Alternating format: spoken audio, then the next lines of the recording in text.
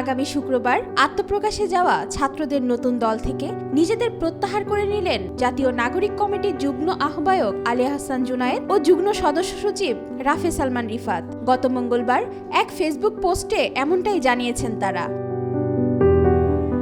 আলী আহসান জুনায়েদ ও রাফে সালমান রিফাত বর্তমানে চীন সফরে রয়েছেন দেশটির কমিউনিস্ট পার্টির আমন্ত্রণে।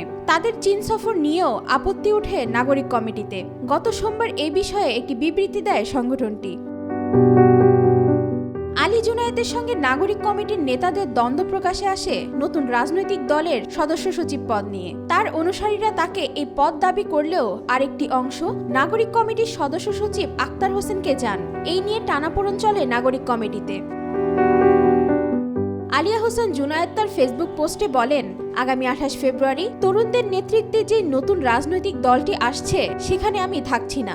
সে কথা আমি আরো সপ্তাহখানেক আগেই জানিয়েছি দলের নেতাদেরকে। বৃহৎ ঐক্যের স্বার্থে ও জাতির নজর নতুন দলের ওপর নিবন্ধ রাখতে নীরবতা বেছে নিয়েছিলাম, কিন্তু চারপাশের গুঞ্জন থামছে না, তাই স্পষ্ট করে রাখছি। জুনায়েদ লিখেছেন, আগামী বাংলাদেশের বিনির্মাণের জন্য অভ্যুত্থানে নেতৃত্ব দানকারীদের নেতৃত্বে রাজনৈতিক দল দেশের স্বার্থেই প্রয়োজন। নতুন এই রাজনৈতিক দলের প্রতি আমার দোয়া ও শুভকামনা রইল। জনগণের আকাঙ্ক্ষা অনুযায়ী সততা ও ন্যায়ের পথ থেকে বিচ্যুত না হোক এই দল। দুর্নীতির সকল সুযোগ বন্ধ করে নতুন ধারার রাজনৈতিক সংস্কৃতি চালু হোক এই দলে।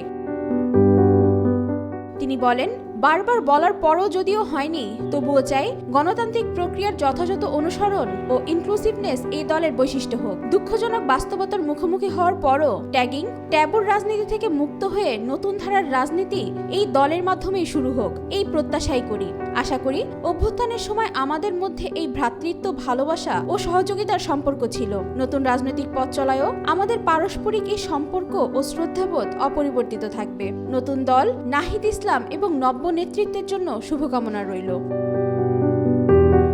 এদিকে জুনায়েদের ফেসবুক পোস্ট শেয়ার করে রাফে সালমান রিফাত লিখেছেন, 28 তারিখে ঘোষিত হতে যাওয়া নতুন রাজনৈতিক দলে আমিও থাকছি না। তবে রাজনৈতিক পথ চলা থেমে থাকবে না। গণঅভ্যুত্থানের মধ্য দিয়ে নতুন রাজনৈতিক সম্ভাবনার যে জোয়ার তৈরি হয়েছিল, তাতে শর্ট টার্মে খুব ভালো কিছু পাওয়ার প্রত্যাশা রাখি না আপাতত। কিন্তু একই সঙ্গে এটাও মনে রাখি যে রাজনীতি একটি লম্বা রেস। ধৈর্য নিয়ে লম্বা সময়ের জন্য আমাদের এই রেসে টিকে থাকতে হবে। আমরা নতুন সেই বাংলাদেশের প্রত্যাশী, যেটা হবে সত্যিকার অর্থে ডেমোক্রেটিক, ইনক্লুসিভ, বৈষম্যহীন এবং আধিপত্যমুক্ত।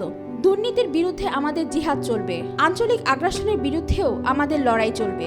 বাংলাদেশের মানুষের অর্থনৈতিক মুক্তির জন্য আমরা জান দিয়ে লড়ব। নতুন দলের জন্য দোয়া ও শুভকামনা রইল। ওয়াহিদা পারভিন, ঈশিতা, আজকাল।